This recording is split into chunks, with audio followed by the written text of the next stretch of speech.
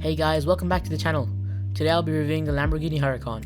Before I start, please hit the subscribe button and drop a like if you enjoy.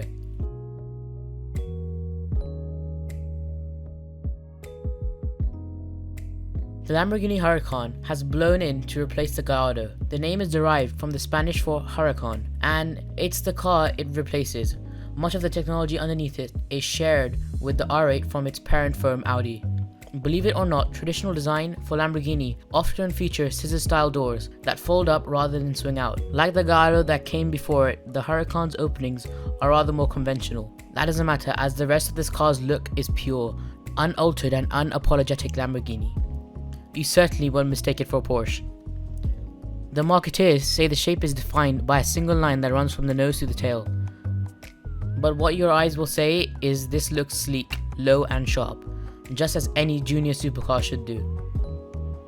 Along with the creased bodywork, the Huracan sports 20-inch wheels, hiding the standard carbon ceramic brakes, and all lights, head and tail, are fully equipped with LED technology.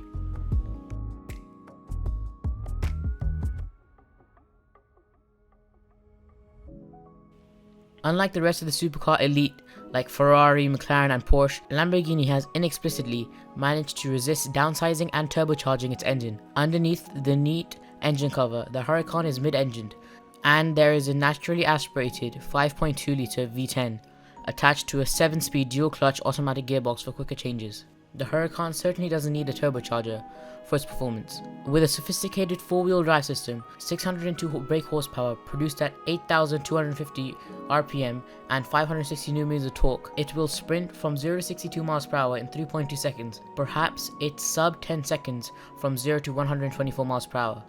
And 202 miles per hour is the top speed. That is the most telling of its stats though.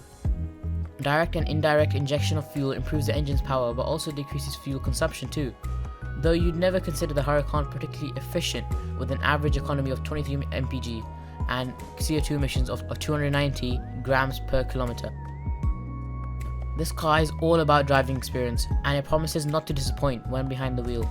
With a carbon fiber and aluminum hybrid chassis, the firm has managed to keep the curb weight below 1500 kilograms.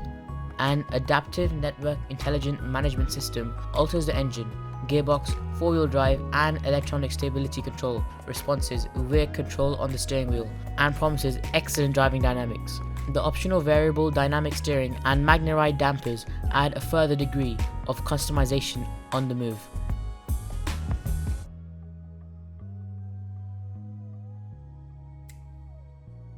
Inside there's a pair of bucket seats and heavily sculpted dashboard with typical Lamborghini DNA, but with less typical build quality, which has yet taken another leap forward.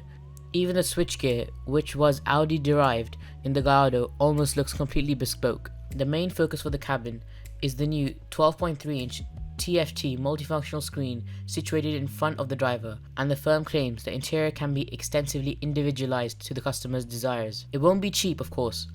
The Huracan will cost around 170,000 euros on the continent. But if you have to ask, then you're already short of cash to own one. That's all for the Huracan guys. If you enjoyed, please drop a like and subscribe for more content.